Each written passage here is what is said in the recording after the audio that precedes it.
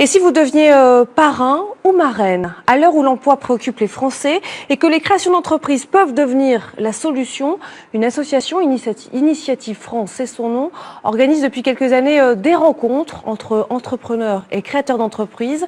Le but, l'entraide, le partage d'expériences, un échange gagnant-gagnant. Vous allez le voir avec cet exemple de Julien Cholin et Nathalie Berthier.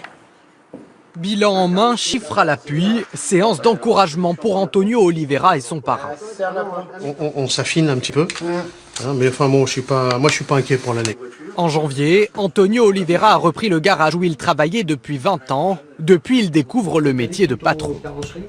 Je compte développer plus la carrosserie, quoi.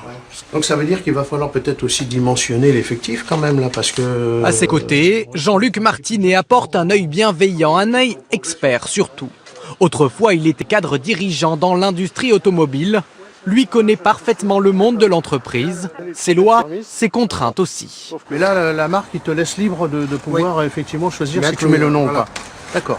Des conseils précieux et surtout un appui psychologique essentiel aux yeux d'Antonio.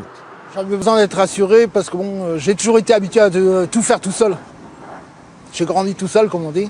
Et avoir quelqu'un, un appui derrière d'une personne, en plus, je dirais pas qu'il pourrait être mon père, mais un plus âgé, qui a de l'expérience, voilà, ça aide.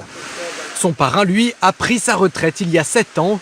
Cet engagement, c'est pour lui un moyen de rester au contact du monde de l'entreprise.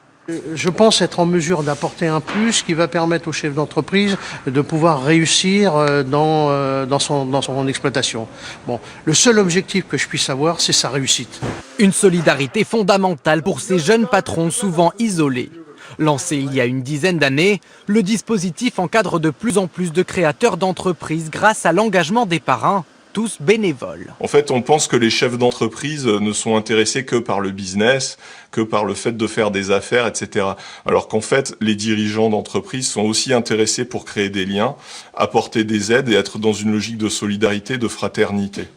Des liens qui parfois perdurent au fil des ans.